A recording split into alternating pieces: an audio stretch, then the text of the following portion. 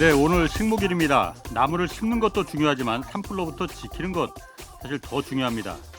산불로 인한 경제적 피해액만 매년 1조 원이 넘습니다. 다행히 지난 며칠간 전국 53곳에서 발생한 산불은 모두 진화됐습니다. 축구장 4,400개 면적에 애써 가꾼 살림이 이번 산불로 잿더미가 됐습니다. 밤사이 내린 고마운 단비 덕분도 있었지만 무엇보다 이 산불과 사투를 벌이면서 싸운 2만 8천여 명의 이 소방관과 지자체 진화 인력 덕분입니다. 그렇지만 이번 산불이 번지는 상황에서 몇몇 지자체장들이 보인 이 비상식적인 행태는 좀 짚고 넘어가야겠습니다. 관내에서 산불이 번지는 그 시각에 김영환 충북도지사는 저녁 술자리를 벌이고 있었고 김진태 강원도지사는 골프 연습장에 가 있었습니다. 김진태 지사는 다시는 이런 일이 없도록 유념하겠다고 밝혔습니다. 지난해 레고랜드 사태를 일으켰을 때도 김 지사는 좀 미안하게 됐다 이런 말로 그냥 넘어갔습니다. 다시 한번 산불과 사투를 벌인 소방관과 지자체 진화 인력에 감사하다는 말 전하겠습니다. 네, 경제와 정의를 다잡는 홍반장, 저는 KBS 기자 홍사원입니다. 홍사원의 경제쇼 출발하겠습니다. 유튜브 오늘도 함께 갑시다.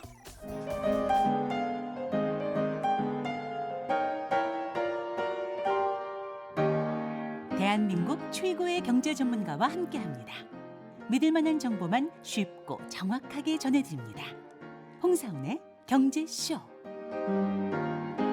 네, 분양에 당첨된 집을 일정 기간 팔지 못하게 하는 이 분양권 전매 제한, 이 제도가 대폭 완화됩니다. 이게 부동산 시장에 어떤 영향을 미칠지 좀 자세히 분석해 보겠습니다. 선대인 경제연구소 선대인 소장 나오셨습니다. 안녕하세요. 네, 안녕하세요. 분양권 전매 제한이 이제 모레 금요일부터 대폭 완화된다고 해요. 그러니까 네. 분양권 당첨됐으면 그거 일정 기간은 팔지 마라, 직접 들어와서 살아라 이거잖아요. 얼마나 완화되는 거예요, 이게? 이게 이제 수도권 경우에는 최장 10년까지 전매 제한 기간이 있었거든요. 원래 분양권 당첨되면은 10년 동안 못 파는 걸로. 네, 취지는 기본적으로 이게 우리가 선분양제를 채택하고 있기 그렇죠. 때문에 네. 이게 이제 분양권 프리미엄 노리고 이제 막 투기적으로 이렇게 거래하는 행위를 막겠다. 그래서 이 시세 차익을 노리는 분양권 매매를 이렇게 막겠다 하는 취지로 이제 그렇게 두고 있는 건데. 예. 그걸 이제 부동산 경기 침체기니까 이제 이걸 그렇게 이 분양권 전매 제한 규정을 최대한 완화해서라도 좀 일종의 가수요라도 한번 좀 일으켜 보겠다 이런 취지인 것 같고요. 그래서 한 최장이 이제 10년이었다가 지금 수도권 경우에는 최장 3년으로 이제 줄어들고요. 그 최장 3년이 이제 적용되는 경우도 이제 공공주택이라든지 분양가 상한제 아파트 이런 것들이 그렇고 일반적인 이제 그냥 수도권 규제 지역 경우에는 그냥 1년만 지나도 분양권 이제 전매 제한이 1년으로 이제 단축이 되고요. 1년? 네네. 그러면은 그건 네. 그것도 그 기간에 아파트가 다 지어지는 건 아닐 거 아니에요. 그럼요. 당연히 아직 짓지도 않고 짓는 도중에 그러니까 팔아도 된다. 짓는 도중일 수도 있고 심지어는 경우에 따라서는 삽도 안 떴을 수도 있습니다. 경우에 따라서는. 왜냐하면 좀 늦게 이제 진행이 된다면. 왜냐하면 당첨자 발표 후에 이제 그렇게 진행되는 당첨자 있고. 이제 발표 후에 그 기점으로부터 해서 1년간을 산정하는 거니까요. 거기다가 규제 지역이 아닌 경우나 또 지방 같은 경우는 최대 1년 그런 식으로 이렇게 지금 대폭 축소가 되고 있어서 이건 사실은 이제 정책 취지에 굉장히 이제 반하는 방향으로 지금 다시 손질되고 있는 거죠. 원래 그럼 이 분양권 전매 제도라는 정책을 그 취지가 있을 거 아닙니까? 말씀하신 대로. 취지는 뭡니까 그러면은? 취지는 기본적으로 우리가 이제 이게 선분양제 때문에 나오는 굉장히 이상한 그런 제도들이 사실 많거든요. 이게 선분양제를 채택하다 보니 물건 보기도 전에 돈 특히 내야 이제 되는 부동산 이제 붐이 막 불 때는 사람들이 그냥 은행에서 대출 받아서 계약금 정도만 가지고도 사실 쉽게 청약을 할 수 있고 그렇죠. 또 시세 차익을 노리는 그런 이제 그 어떤 가수요들이 되게 들끓으면서 이제 막 되게 특히 좀 공공주택이라든지 분양가 상한제 지역 이런 쪽은 시세 차익을 단기적으로라도 노릴 수 있는 그런 이제 매수세가 청약 이제 수요가 많이 늘어나잖아요. 그러니까 맨날 떴다방 뜨고 그렇죠. 그래서 이제 그런 것들을 최대한 조금 억제하겠다. 그래서 뭐 예를 들면 5년, 10년 이런 식으로 네. 이제 그 제한을 둬서 예. 이 기간 동안 어차피 시세 차익을 뭐 낼 수 없도록 분양권 전매를 못 하도록 하겠다. 이런 이제 취지인 거죠. 근데 이게 그럼 늘 이번에 한두- 그럼 이걸 완화한 그 취지는 뭐예요, 그러면은? 이걸 그런 취지였는데 그러니까 이걸 없애버린 거는. 뭐 취지 자체는 기본적으로 부동산 시장 침체가 왔으니 예. 그리고 아파트 건설하는 건설업체들이 예. 지금 계속 이제 뭐 폐업한다고 그러고 또 막 그 실적이 굉장히 악화하면서 예. 이 자금난에 시달리는 건설업체들이 많잖아요. 뭐 그건 사실이죠. 네, 그러다 보니 이제 이런 건설업체들의 이제 분양 물량을 좀 받아줄 수 있는 수요를 좀 자극해야 되겠다. 뭐 이런 의도가 사실 좀 깔려 있는 것 같고요. 그냥 겉으로 내세우는 것은 어쨌거나 이제 이 뭐 분양을 어차피 침체돼 있는 상황에서 그 실수요자가 저는 실수요자인지 모르겠습니다만 실수요자가 분양을 좀 쉽게 받을 수 있도록 하겠다. 네. 실수요자가 분양을 쉽게 받을 수 있게 하겠다? 쉽게라기보다는 이제 좀 뭐 그러니까 그런 분양권 전매 제한 기간에 얽매이지 않고 부담 없이 하여튼 청약할 수 있도록 하겠다. 이런 내가 그러니까 청약 점수가 좀 부족하더라도 전매 분양권 프리미엄 받고 나오는 거 사면 되는 거 아니냐? 네. 그러면은 이제 쉽게 실수요자 입장에서는 조금 더 웃돈을 주더라도 실수요자인지는 모르겠는데요. 예. 예를 들어서 전매 제한 기간이 굉장히 이제 축소가 되잖아요. 예.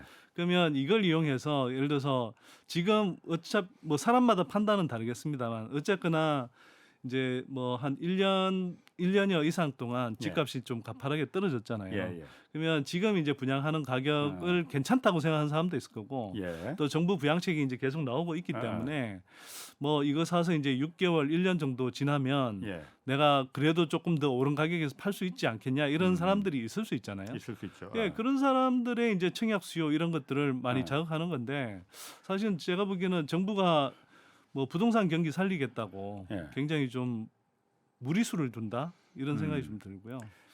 사실은 이게 우리 역대 정부가 늘 하는 형태가 이런데요. 예, 그러니까 이제 부동산 시장이 가열되면 이렇게 전매 제한 기간 막 굉장히 늘려준다라고 하고 또 이렇게 이제 침체가 오면 또 이제 전매 제한 기간을 대폭 축소해서 이렇게 해서 이제 경기 부양을 하기 위한 또 수단으로 삼는 행태가 계속 좀 되풀이되어 왔죠.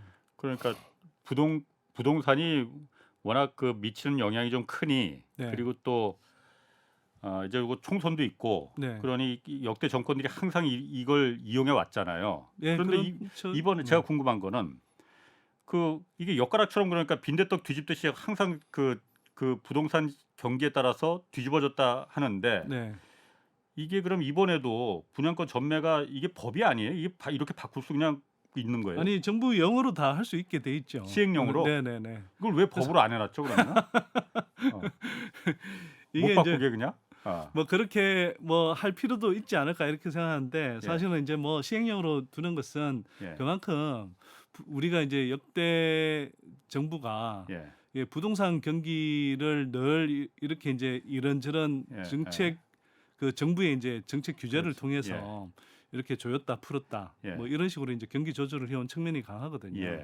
그래서 이제 시행령으로 두고 뭐 국회에 터치받지 않고 그냥 그때 정부의 판단에 따라서 쉽게 이제 어쨌거나 이제 경기를 자극할 수 있는 효과를 뭐 거두기 위해서 이렇게 좀 해놓은 측면이 있죠. 역대 정부가 그러니까 다 이걸 이용해 먹었다 이렇게 보면 되는 거군요. 그러니까 어쨌든 뭐 이게 긍정적인 부분도 없지는 않을 것도 같아요. 지금 워낙 부동산 경기가 안 좋으니까 건설사만 지금 나가 떨어지는 게 아니고 뭐 금융권에도 지금 이게 번지게 생겼으니까 정부 입장에서도 어느 정도 이 부분을 좀 부양을 시켜야겠다 그 생각은 들겠지만은 그게 그렇다고 나중에 이게 정말 조그만 들불이 산불로 번지는 그런 계기가 될 수도 있는데 이런 부분을 함부로 이렇게 지금 막 바꾸는 게 맞는 건지 그건 좀 잘 모르겠습니다. 자 그러면은 이게 그러면 이 전매제도 이렇게 대폭 완화한 게 부동산 가격을 좀 올리는 데는 효과를 발휘할까요? 어떨까요?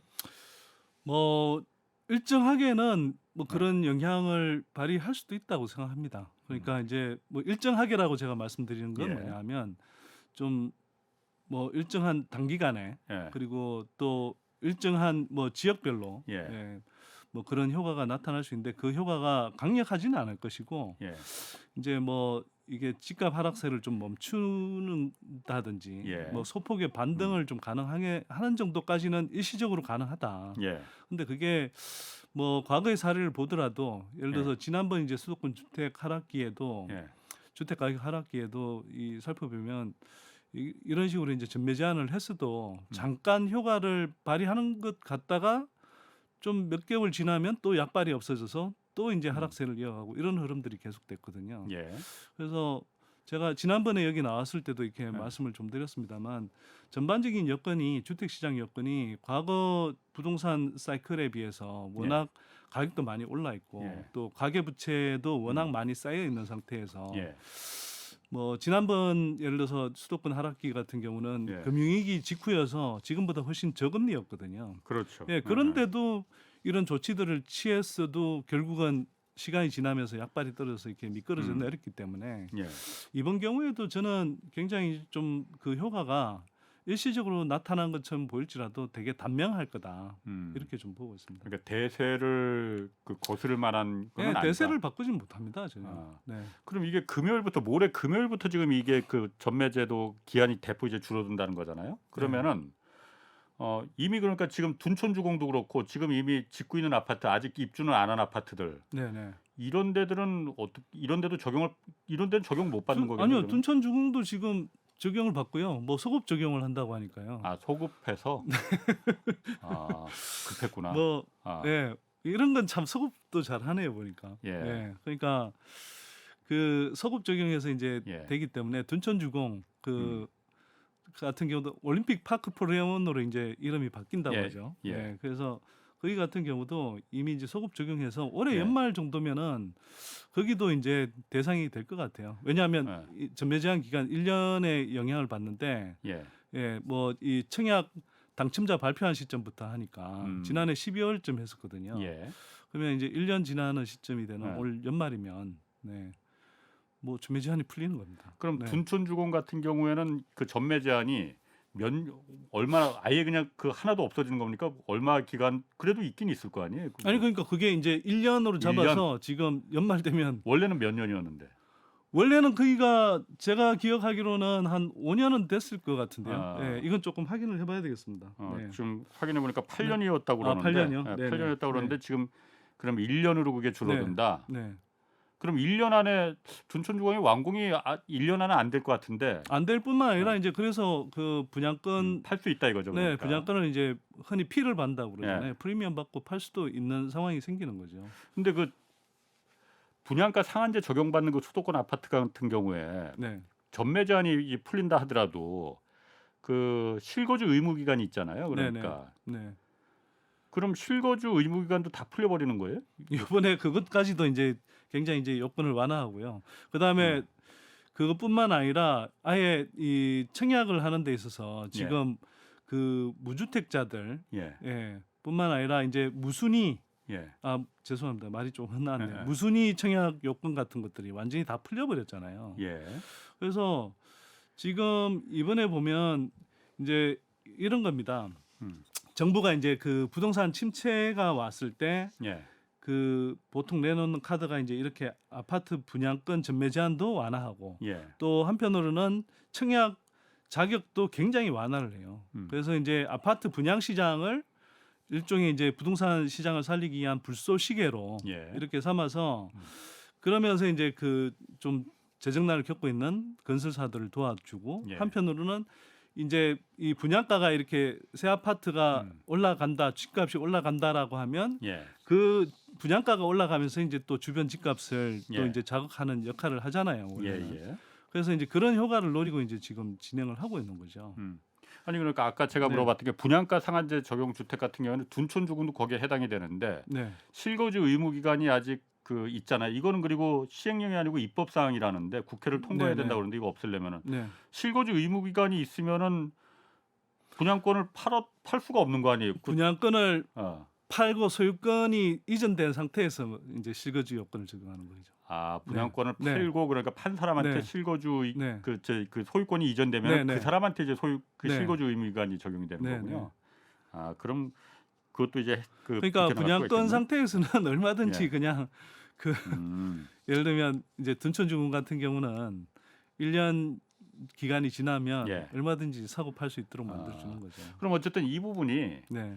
그 지금 부동산 미분양 문제도 심각하고 이게 어쨌든 그 유례없는 이제 그 금리를 갖다 갑자기 인상하고 그거에 따라서 집값이 워낙 떨어지는 속도가 크다 보니까 정부 입장에서도 이러다 정말 다 죽게 생겼으니 지금 부동산 떨어지는 게 백약이 무효한 상태니 옛날엔 또 부동산 값이 올라갈 때 백약이 무효였는데 떨어질 때도 이렇게 또 백약이 무효인 상태다 보니까는 여러 가지 갖가지 방법을 다 동원하는 거 아닙니까? 네.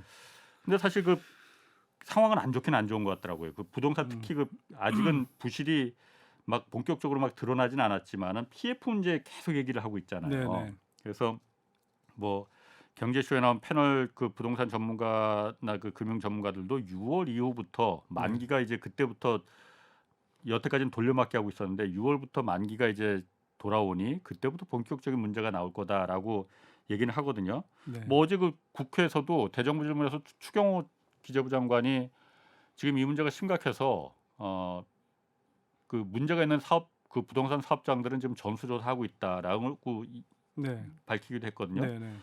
이게 지금 상황이 사실 얼마나 안 좋은 건지 그냥 안 좋은 건지 아니면 심각하게 안 좋은 건지 잘 모르겠거든요. 어떻습니까? 네. 그 뭐 정부가 이제 실태 조사를 한다고 하니 예. 뭐 그 결과를 조금 더 봐야 되긴 하겠지만 예. 실제로 이제 그 지난번 이제 수도권 주택 가격 하락기에 비춰봐도 예. 그때도 부동산 PF 문제가 뭐 금방 해소가 안 됐거든요. 어. 그 부동산 PF 문제가 사실은 2008년 금융위기 오면서 그때부터 불거지기 시작해서 예. 이게 어느 정도 좀 해소됐다라는 느낌이 든 게 예. 대략 한 2011년 그리고 한 아. 2012년 초반까지도 갔었습니다. 예. 그러니까 그만큼 사실은 이제 해결된다 하면서도 계속 이제 문제가 악화됐던 거고요. 예. 또 한편으로는 부동산 PF 문제를 네. 이게 뭐 자꾸 뭐 제가 지난 주택 가격 하락기 때 네. 상황이 그대로 뭐 재현된다라고 또 뭐 단정할 수는 없지만 예. 제가 이제 조금 걱정하는 것은 뭐냐면 예. 그때도 부동산 PF 문제가 좀 지나면 괜찮아진다. 이번에 예. 정리하면 괜찮아진다. 이렇게 했는데도 나중에 시간이 지나 보면 추가적인 부실들이 계속 발생했거든요. 예.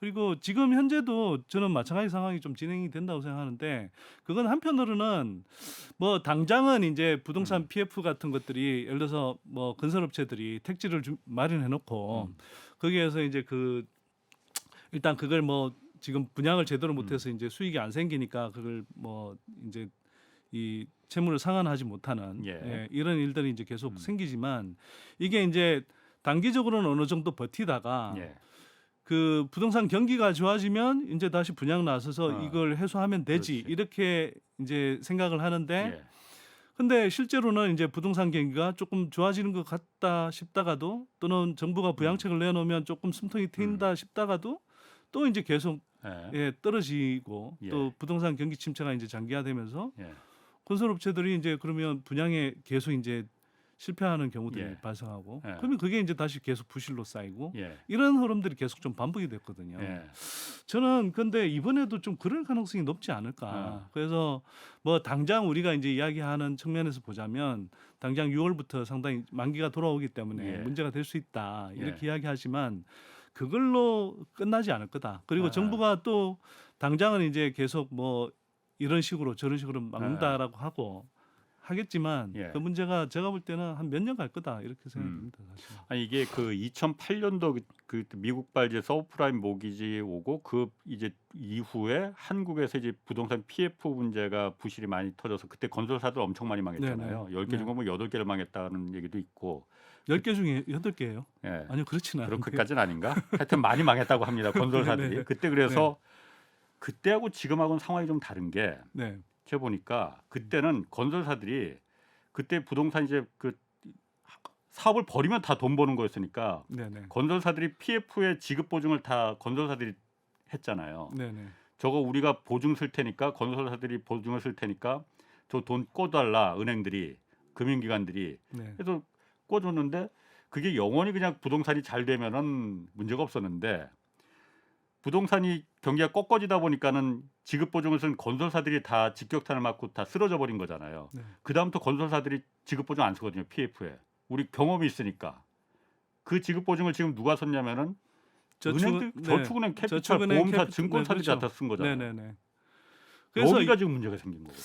그래서 예. 파장이 사실은 예. 뭐 경우에 따라서는 이 주체들이 잘 버텨주면 예. 오히려 뭐 어쩌면은 이제 파장이 적을 수도 있는데 예. 제가 생각하기로는 그리고 뭐 제가 이제 전망하기로는 부동산 시장 침체가 향후 4, 5년 이상 계속 내리막길일 가능성이 높다. 큰 흐름에서. 예. 그런 측면에서 보자면 사실은 이게 오히려 다양한 금융 주체들, 금융기관들이 이제 그 채권들을 갖고 있기 때문에 예. 상당히 좀 더 문제가 되지 않을까, 예. 더 파장이 커지지 않을까 예. 이런 우려가 사실 저는 들죠. 그렇죠. 과거에 그러니까 건설사들이 무너질 때는 그냥 건설사쯤에서 이제 끝나는 걸로 네. 그 거기서 이제 부실한 건설사들 구조 조정하는 그 네. 측면에서 그냥 끝났는데 지금은 건설사를 넘어서 지금 금융기관들한테 사실 이 저축은행이나 캐피탈이나 보험사, 증권사들이 왜 그야말로 쓸데없이 부동산에 들어가서 물론 거기서 돈을 많이 벌었으니까 그거 너도나 들어간 거지만은 들어가서 거기서 돈 벌 때는 한참 돈 벌다가 지금 이제 나 죽겠으니까 도와달라 다 이런 거잖아요. 이 부분을 어떻게 해결을 해야 될지 사실 왜냐하면 어저께만 해도 금융당국에서 지금 그 얘기가 벌써 나오거든요. 제2금융권들이 부동산 PF를 저렇게 지금 잘못하면 다 쓰러지게 생겼으니 기존의 은행들은 5대 시중은행들은 사실 PF 그렇게 안전한 데만 들어갔고 상대적으로 적으니까 네네. 왜냐하면 저게 위험할 거라는 걸 과거에 경험을 했으니까 안 들어간 거잖아요. 그러다 보니까 이제 제2금융권들이 잔뜩 들어간 거고 시중은행들이 좀 도와줘야 된다. 이런 금융당국에서 이 주문이 벌써 나오고 있거든요. 이게 맞는 건지 그 부분은 어떻게 생각하십니까? 반치금융 아닌가요, 그거? 아니 그러니까 그 얘기 네. 나옵니다 지금. 네. 그래서 근데 어쨌든 다 네. 죽게 생겼으니 다 죽으면 한국 경제가 정말 나락으로 떨어질 가능성도 있으니 여력이 있는 시중은행들이 좀 도와줘야 네. 되는 거 아니냐.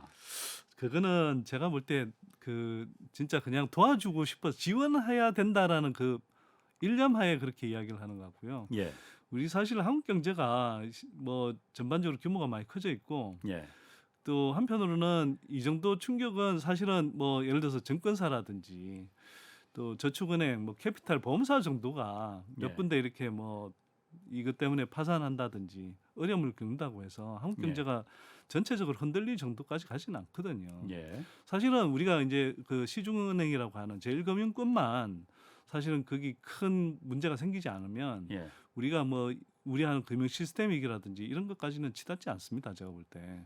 예. 근데 이게 자꾸 조금 제가 보기에는 이상한 게 예, 물론 이제 부동산 PF 문제가 제가 아까 말씀드린 대로 심각하고 앞으로도 더 계속 이제 그 뭐 일부 드러나고 또 밑에서 계속 내연하다가 또 올라오고 뭐 이런 이제 상황이 계속 되풀이 된다고는 생각하지만 예, 이게 정말 그냥 뭐 정부가 시중은행이 도와줘야 된다라고 할 정도로 또는 뭐 나중에는 어쩌면 뭐 공적 자원까지 투입해야 될 정도로 그렇게 예. 심각한 문제냐, 예, 한국 경제를 뒤흔들 문제냐, 저는 그렇게 생각하지는 않고요.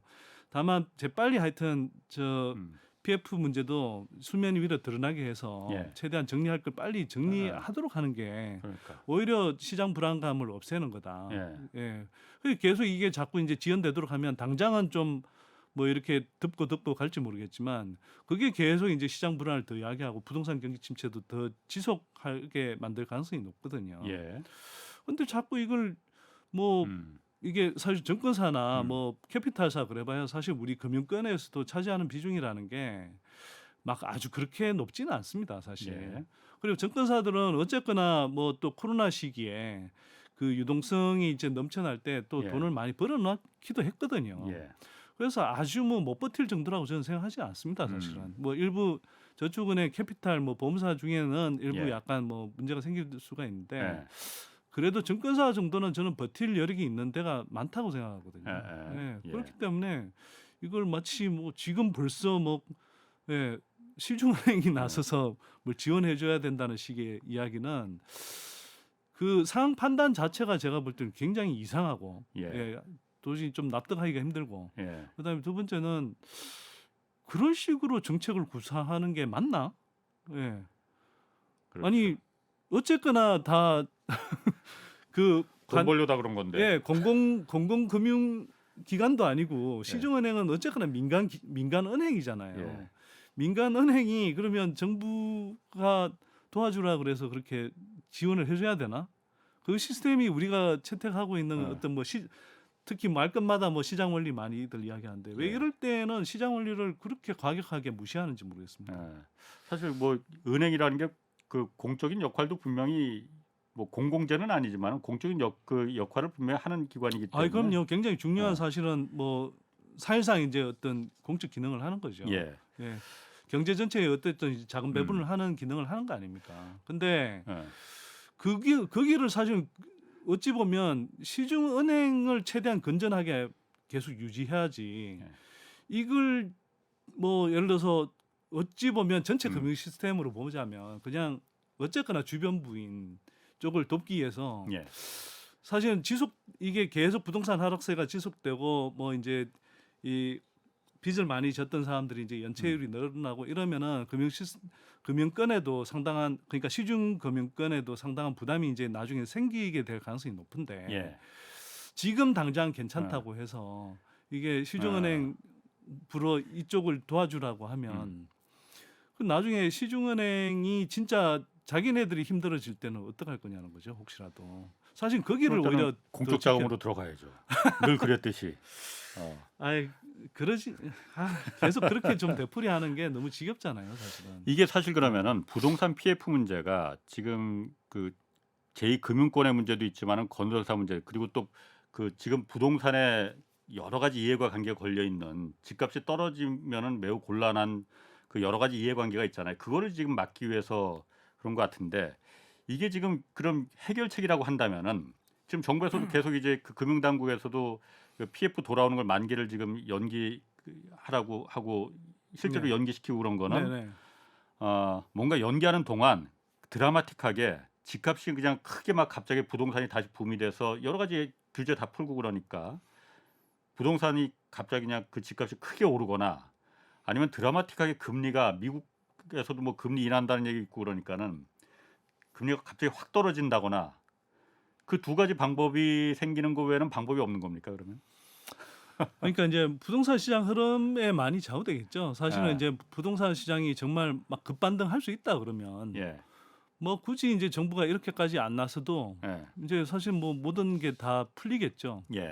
그런데 지금 이제 기본적으로는 이게 그렇게 빨리 급반등하지 않을 거다. 그리고 뭐 집값 하락세가 조금씩 뭐 둔화된다고는 하더라도 이게 전반적으로 보면 이제 시장 침체 상황이 오래 지속이 된다라는 걸 이제 기본적인 좀 어떤 전망 시나리오로 가져간다고 하면 사실은 이건 이제 그럼 정책 당국 입장에서는 물론 당장 막 단기간에 큰 충격이 이제 몰려들어서 자금 시장 다시 경색되고 뭐 해서 이렇게 그래서 그 문제 때문에 추가적으로 이제 뭐 또 여러 경제 주체들이 힘들어지고 또 뭐 파산한다거나 자금 조달에 어려움을 겪는다거나 이렇게 만들 필요는 없죠. 그런 경색 상황을 만들지 않도록 어느 정도 풀어가야 되긴 하는데 한편으로는 그렇다고 해서 이걸 계속 이제 단기적으로 좀 경색을 풀어가고 그다음에 또 웬만한 문제는 또 밀어놨다가 또 나중에 시장 침체가 오면 또 이제 이렇게 불거질 때 또 그때 뭐 또 두 번, 세 번, 네 번의 대책을 내고 그러면서 사실은 이제 이게 계속 불안감이 있으니까 이제 전반적으로 건설 경기라든지 부동산 경기를 이렇게 좀 불안하게 계속 만드는 것보다는 제가 생각할 때는 그냥 충격을 한 번에 뭐 이렇게 다 닥치도록 하지는 않되 정부가 일정하게는 좀 가감한 구조조정을 사실상의 가감한 구조조정을 좀 서둘러서 가는 게 맞지 않을까. 지금처럼 미루지 말고. 네, 그래서 실태 조사를 한다고 하는데 실태 조사를 뭐 얼마나 사실 잘할지 모르겠습니다만 보통 그렇게 실태 조사하고 나서도 마사지하는 경우들이 너무 많아서요. 근데 어쨌거나 실태 조사를 했다고 하면 좀 그 데이터들을 명확하게 공개적으로 밝히고 또 한편으로는 그걸 현재 수준에서 괜찮다가 아니라 그 향후에 이제 부동산 시장이 좀 더 나빠질 수 있는 시나리오까지 조금 감안해서 예를 들어서 그 뭐 이제 건설 쪽이든 또는 금융 주체들이든 일정하게 책임을 지게 할 건 하고 예. 또 어느 정도 선까지는 그러면 이번에는 정부가 여기까지는 도와줄게. 이런 식으로 이제 가서 어느 정도 그렇죠. 정리를 하고 하는 게 예. 그래도 전체적인 시장 불안을 장기화시키는 것보다는 낫지 예. 않을까. 예. 저는 그런 생각을 하죠. 네, 맞습니다. 그러니까 여기는 그러니까 어느 정도 사업성이 있고 도와주면은 여기는 회생할 가능성이 있구만 네. 하는 데는 네. 뭐 세금을 들여서라도 네. 세금까지 들여서는 좀 그렇지만 어쨌든 뭐 네. 시중은행에서 좀 그 책임을 묻고 이제 시중은행이 도와주는 것까지는 뭐 뭐 용인을 정부도 하더라도 어쨌거나 그 작은 뭐 예를 들어서 공공금융기관들이 있잖아요. 예. 거기를 통해서 뭐 일정하게 지원해 줄 수는 있겠죠. 예. 그러니까 그렇게 해서 어느 정도 정리할 수 있도록 돕는 데는 돕고 예. 정 안 되면 안 되겠다 싶은 데는 그걸 부실 처리를 해서 그렇죠.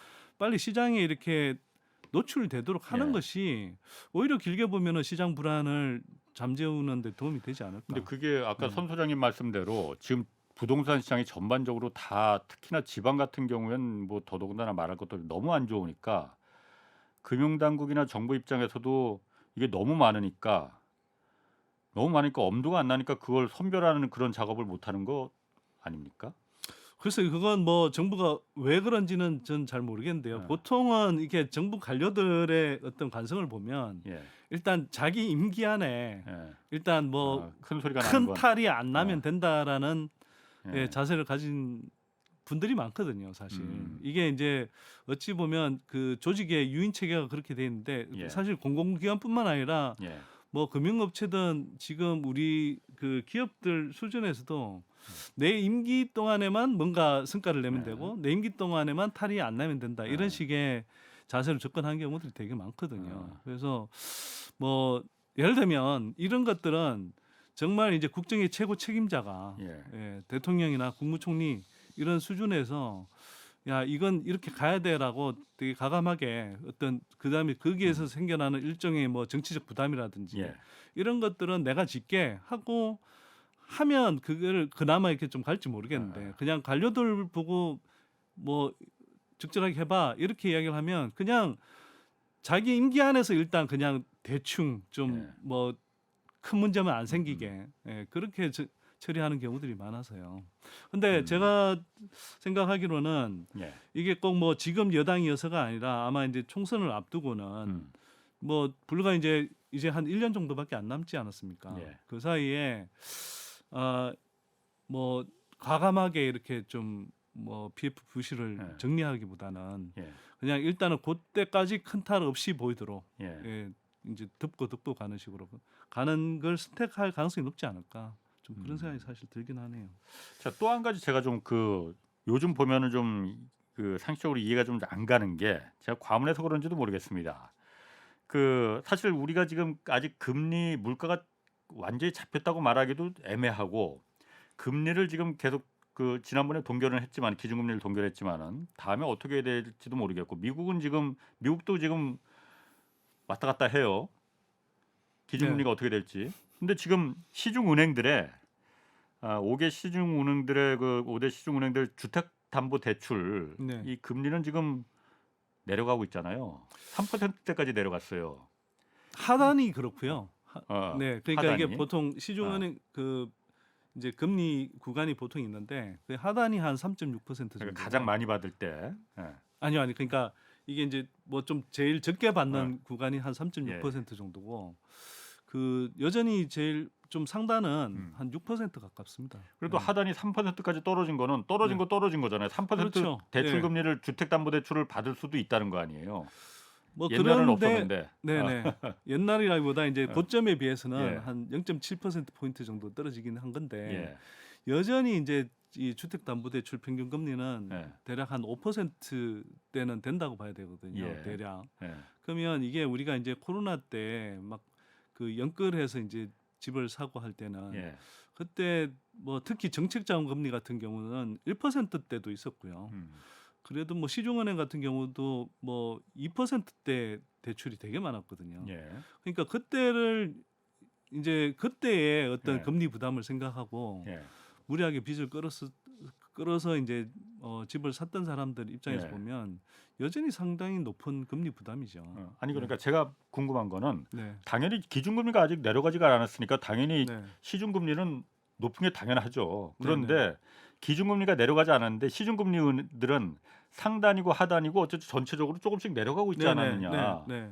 이게 저는 이해를 못하는 거거든요. 아, 왜 물론 그러니까 금융당국에서 네. 내려라. 뭐 요즘 금융감독원장 전국의 은행들 돌아다니면서 상생금융하라고 고금리에 고통받는 국민들이 많으니 네. 뭐 금리 내려라 하는 거 이해는 됩니다. 그런데 이게 네. 나중에 부작용이 생기는 건 아닐까?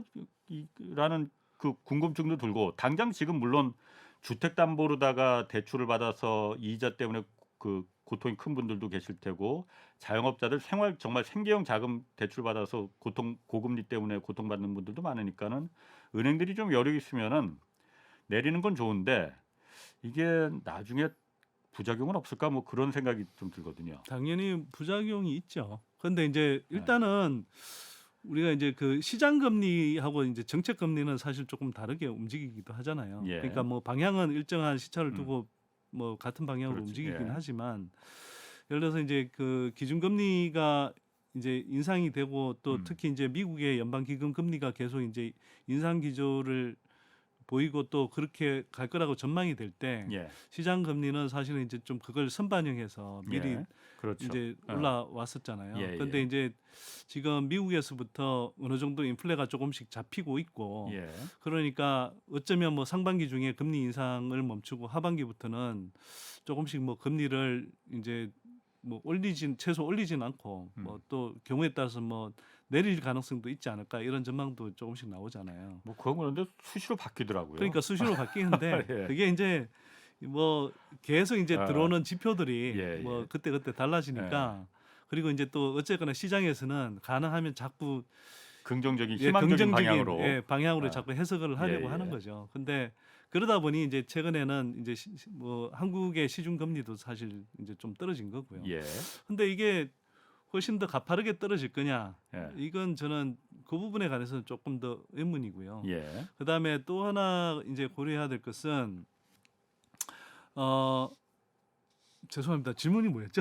그러니까 네. 이게 이 네. 은행 기준금리는 아직 내려간다고 이제 내려갈 거라고 희망은 보였지만은 네. 내려가지 않았는데 네. 시중 은행들의 주택담보대출금리는 상단 하단이 다 네, 조금씩 내려가고 있잖아요. 네네. 이게 물론 자연적인 경우도 있지만 지금 금융당국이 워낙 그 좀 요구를 해서 네. 내려가는 부분이 부작용이 있잖아요. 있을 수 있지 부작용 않나요? 그러니까 죄송합니다.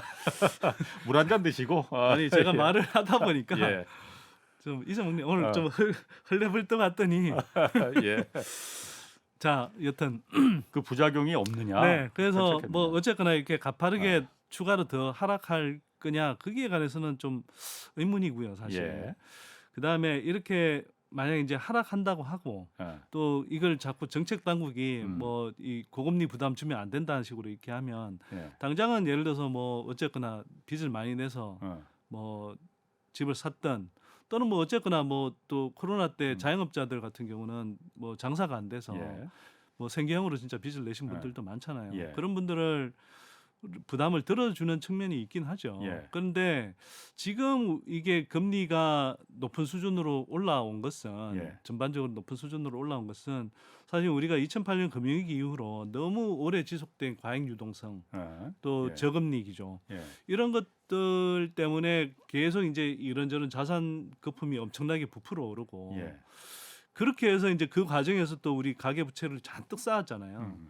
금리를 너무 낮춰주고 그걸 편하게 빌려 쓸 수 있게 하니까 사실 우리가 가계 부채가 이렇게 늘어난 거고 이것이 사실은 이제 경기 침체가 오면서 우리 이제 경제에 굉장히 핵심적인 예. 내관으로 작용하고 있는 거고 이게 추가적으로 우리가 이제 내수 위축을 만들어서 자꾸 이제 이 경기를 좀 더 끌어내리는 역할을 하잖아요 지금. 예. 근데 그래서 당장 이제 금리가 내려가고 조금 낮춰주면 뭐 이렇게 해서 뭐 그나마 좀 빚내서 다시 집을 살려는 시도를 하는 사람들도 있고 예. 또 당장 이제 빚 부담이 줄어드는 사람도 있겠지만 사실은 그 과정에서 일정하게는 무리하게 이렇게 빚을 내서 집을 샀으면 뭔가 문제가 생기는구나. 예. 내가 굉장히 감당하기 힘들면 굉장히 큰 문제가 생기는구나라는 걸 사실은 일정하게 경제 주체들이 학습해야 될 필요도 있다고 생각하거든요. 예. 또 어쨌거나 뭐 그 물론 이제 뭐 코로나 때문에 뭐 장어 피해를 본 분들이나 이런 분들은 좀 억울할 수 있겠지만 예. 대체로 이런 부담도 감당하지 못한 주체들은 사실은 어쩌면 그 시장 전체적으로 보면 구조조정이 돼야 될 측면이 있는 부분도 있거든요. 그런데 그런 것들을 또 지연시키고 계속 이제 뭐 가다 보면 그 다음에 이제 경기가 바로 반등하면 좋은데 안 그랬을 경우에는 그 주체들이 계속 이제 경제 전체의 부담으로 이렇게 또 남는 거죠. 그래서 제가 볼 때는 이걸 뭐 시중 금리가 이렇게 떨어지면서 이렇게 가는 거야 뭐 그걸 막으면 안 되죠. 근데 정부가 나서서까지 이게 인위적으로 이렇게 금리를 더 낮추라 압박하는 것은 그건 글쎄요 바람직하다고 저는 생각하지는 않습니다. 그러니까 한국은행은 어쨌든 통화 정책이라는 게 있는데 통화 정책이 기준 금리를 통해서 통화 정책을 펼치는 건데 행정부가 한국은행 통화 정책은 통화 정책이고 일단은 이쪽 어려운 사람들이 있으니 우리가 금리를 작동을 시켜서 이걸 갖다 도와줘야겠다. 지금 이 상태잖아요. 사실 어려운 분들이 있으면은 주택담보대출은 빼고 아까 말씀하신 대로 코로나로 자영업자들 정말 일방적으로 희생을 강요당했잖아요. 그분들 정말 우리가 도와줘야 됩니다. 재정을 통해서 도와줘야 되는 겁니다. 사실 재정을 통해서 도와주면 되죠. 그렇게 행정부가 하는 역할은 재정을 통해서 정책을 펴는 거거든요. 왜 한국은행이 해야 될 통화 정책을 갖고서는 갖다 끌어다 쓰느냐. 그럼 막 뒤죽박죽이 돼버릴 거 아니에요. 그래서 제가 이게 나중에 정말 살이 돼서 돌아오는 거 그럴 가능성 없을까? 그 부분이 좀 제가 좀 과거의 경험을 보면 그러지 않았죠, 사실. 그래서 이게 금리를 인위적으로 낮춰주고 뭐 통화 정책이라는 게 이제 기본적으로 영어로는 블랭킷 메저라고 그래서 그 굉장히 포괄적으로 그냥 모든 경제 주체에 영향을 미치잖아요. 사실 말씀하신 대로 예를 들어서 힘들어하는 자영업 쪽은 사실은 재정을 써서 또는 공공기관의 어떤 뭐 정책 금융 등을 통해서 조금 더 지원을 해주고 도와주면 되는 주체인 거고요.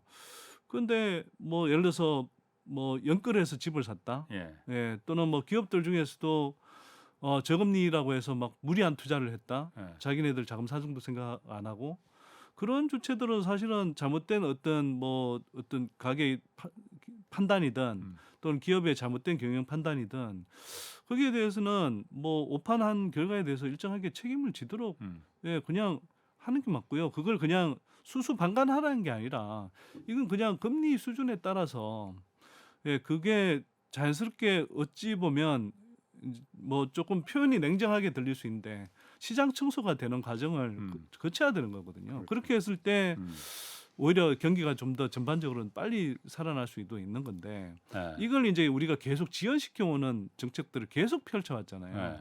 근데 지금 와서도 이렇게 어쩌면 나름 이렇게 좀 뭐 경제 전체에 어떤 구조 조정이 필요한 시점에도 자꾸 이런 식으로 이렇게 뭔가를 뭐 인위적으로 금리 또 더 압박해서 떨어뜨리고 그렇게 해서 자꾸 이 정상적인 어떤 시장 원리에 의한 시장 흐름에 따른 구조 조정을 방해하는 게 결과적으로 진짜 좋은 거냐, 언제까지 이렇게 계속 가야 되냐 이런 의문이 좀 생기죠. 제 그 고등학교 동창 중에 그 식당을 하는 친구 하나 있는데 순댓국집을 합니다. 그런데 일전에 저한테 이 얘기를 좀 해달라고 전화가 왔더라고요. 코로나 때 정말 그 소상공인들 뭐 이 친구만 그 피해를 본 게 아니고 다 봤잖아요. 그래서 뭐 영업이 안 되고 그러니까는 당연히 그 대출 받고 소상공인 대출 받고 그래서 했는데 지금 보면은 금리가 올라갈 때 똑같이 올라가더라는 거예요. 그래서 다만 만기 연장만 지금 그 유예를 계속 시켜준 거죠. 똑같이 그야말로 그 일반 금리 올라갈 때 주택담보대출이나 뭐 마이너스 통장 대출이나 똑같이 소상공인도 똑같이 올라가면은 뭐 올라갈 수 있다 이거예요. 정부가 그럼 지금 재정 여력이 없으니 그런가 보다 이해를 하겠는데 그 다음 보니까는 이 친구 말이 아니 집 사는데 뭐 특례 보금자리라고 해서 정책금융으로 싸게 시중은행보다 싸게 해주고 집 사는 데는 다 정부가 지원을 해주더라. 그런데 왜 일방적으로 피해를 강요당한 소상공인들한테는 똑같이 시장 원리에 맞게끔 그 이자를 그대로 다 부담하게 하려고 하느냐. 정부 네. 재정이 도대체 왜 자기들한테는 소상공인한테 피해를 본 사람들한테는 돌아가질 않고 집 사는데 9억짜리 집 뭐 물론 그러니까 9억짜리 이상 집은 아니고 9억짜리 집까지만 이제 정책 금융을 지원해 준다고 하지만은 그 부분은 좀 잘못된 거 아니냐 이 얘기를 이 친구가 하더라고요. 그래서 제가 그 말은 맞는 것 같다. 그러니까 뭐 좋은 말씀이고 저도 이제 그렇게 동의를 하는데요. 예. 그러니까 사실은 우리가 이제 잘 생각을 해보면 그 이제 코로나 시기에 뭐 자영업 하신 분들은 사실은 사회에서 이제 어떤 그 감염병이 예. 확산되는 것을 막기 위해서 이른바 이제 그 공공의 어떤 뭐 목표, 공공선을 위해서 사실은 희생을 한 거잖아요. 예. 그러면 그것은 이제 우리 사회가 일종의 사회 계약론에 의해서 우리 사회가 그 이제 공공선을 위해서 희생한 주체들에 대해서는 예. 사실은 적절하게 보상을 해줄 뿐만 아니라 그 사람들이 뭐 자기네들 잘못으로 뭐 예를 들어서 장사를 잘못했다거나 실력이 없어서 뭐 그렇다면 어쩔 수 없지만 그렇죠. 그냥 진짜 희생할 수밖에 없는 그렇죠. 상황에서 그렇게 나빠진 거잖아요. 정부가 문 닫으라고 하니까 예, 그거는 사실은 제가 뭐 저는 그렇게 생각합니다만 단순히 정책 금융 수준이 아니라 예. 미국이나 일본처럼 사실은 그 웬만큼 그냥 이 자영업이 문 닫기 이전의 상황, 예. 코로나 이전의 상황하고 비슷한 수준에서 유지될 수 있도록 사실 원래 지원을 해주는 게 저는 맞았다고 생각해요. 맞죠. 예. 그런데 우리는 그렇게 하지 않았거든요. 예. 그러니까 자영업자들이 거의 대부분 그냥 그 희생을 이제 강요받은 예. 거죠. 근데 거기에 반해서 빚내서 무리하게 집을 산 사람들, 이 사람들 물론 뭐 그 중에는 이제 젊은 분들이 좀 상황을 잘 모르고 오판한 경우들이 있고 또 어쨌거나 당장의 상황을 보면 되게 안타까운 경우들이 많죠. 예. 근데 그럼에도 불구하고 그건 그 사람이 최종적으로는 결국 그 주체가 그 결과에 대해서 책임을 져야 되는 거거든요. 근데 그런 과정을 자꾸 없애고 정부가 부동산 쪽부터 도와준다. 그러니까 이게는 우리가 이제 계속 정책의 우선순위를 보면 예.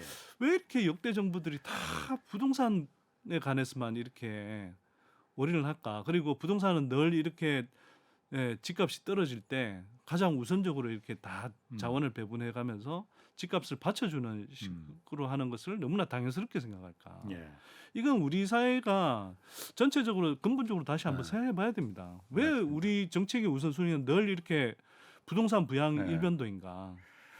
그래서 요즘 보면은 2030 세대들이 다시 아파트 매입이 늘었다고 하잖아요. 뭐 2월에는 매매 거래 중에서 2030 세대가 32%나 차지했다고 하는데 그래서 네. 요즘 야 지금이 바닥이니까 지금이라도 빚내서 집 사야 되는 거 아니야 이런 얘기도 하거든요. 네. 근데 사실 집값이 떨어진 이유가 금리가 올랐기 때문이니까 이제 금리가 오를 것 같지도 않고 이제 내려간다는 얘기도 있으니 네. 금리 인하되면 집값도 떨어지는 거 아니냐 논리가 이렇거든요. 네. 맞습니까? 일시적으로는 그런 흐름이 좀 뭐 나타나는 경우들이 있을 수 있고요. 예. 그러니까 그 지난 주택 시장 하락기를 봐도 이게 뭐 이제 2008 기준을 어떻게 잡느냐에 따라서 좀 다르긴 한데 예. 기준을 어떻게 잡느냐에 따라서 예. 좀 다르긴 한데 어쨌거나 2008년 또는 2009년을 고점으로 해서 예. 한 2013년까지는 이제 수도권 주택 가격이 하락세를 보였거나 또는 이제 약세를 계속 보였단 말이죠. 근데 그게 일직선으로 계속 떨어진 게 아니고요. 예. 뭐 어떨 때는 반등했다가 예. 또 이제 약발 떨어지면 갔다가 또 어떤 뭐 정부의 이런저런 부양책이 나오고 예. 뭐 이런 대책이 나오면 잠깐 반등하는 것 같았다가 또는 하락세가 멈췄다가 예. 또 이어지고 이런 과정이 되풀이됐거든요. 예. 근데 지금도 아마 좀 그런 것 같아요. 그러니까 사실은 2008년 금융위기 때도 2008년 하반기 6개월 동안 수도권 실거래가가 한 25% 떨어졌다가 예. 또 그 떨어진 거의 한 80% 정도를 그해 2009년 1월부터 10월까지 다시 회복했거든요. 예. 근데 지금은 사실 그때와 비교해 보면 우리가 뭐 앞에서도 말씀드렸지만 가계부채는 뭐 2.5배 이상 늘어나 있고 또 집값도 훨씬 높은 상태에서 그때는 그 글로벌 금융위기여서 전체적으로 다 제로 금리를 만들었잖아요. 예. 한국 기준금리도 그 굉장히 그렇지. 훨씬 예. 지금보다 훨씬 낮은 수준까지 떨어졌는데 예. 지금은 시중금리가 그래도 주택담보대출을 내려고 그러면 5%이고 이게 조금 더 낮아진다 하더라도 제가 볼 때는 뭐 그러니까 대충 평균적으로 이렇게 받을 수 있는 금리가 최소 4% 그다음에 아무리 떨어져도 한 3% 이상으로는 갈 거란 말이에요. 예. 그러면 이게 우리가 이제 그 지난 수도권 주택 가격 하락기 때는 1%대까지 내렸습니다. 그런데도 결국은 집값이 계속 하락세를 보였던 시기였거든요. 예. 그럼 그걸 가능하면 그러니까 그걸 감안하면 이게 잠시 예. 뭐 반등하는 그렇죠. 느낌을 보일 수는 있지만 예. 여기에 혹하면 안 된다. 그리고 예. 특히 제가 2030 좀 이렇게 젊은 층들 거래가 늘어났다고 해서 제가 좀 걱정되는 게 뭐냐 하면 예. 이분들이 사실은 지난 뭐 몇 년간 이제 주택 가격 상승기 때도 사실 주도적인 역할을 했었잖아요. 그렇죠. 예. 근데 이분들이 이제 사회생활 하면서 대체로 계속 저금리 상황만 예. 받고 음. 또 한편으로 집값이 이제 계속 오르는 상황만 받고 예. 그러다 보니 그리고 또 한편으로는 특히 2019년에 잠시 주택 가격이 하락했다가 다시 이제 코로나 시기 오면서 집값이 급반등했단 말이죠.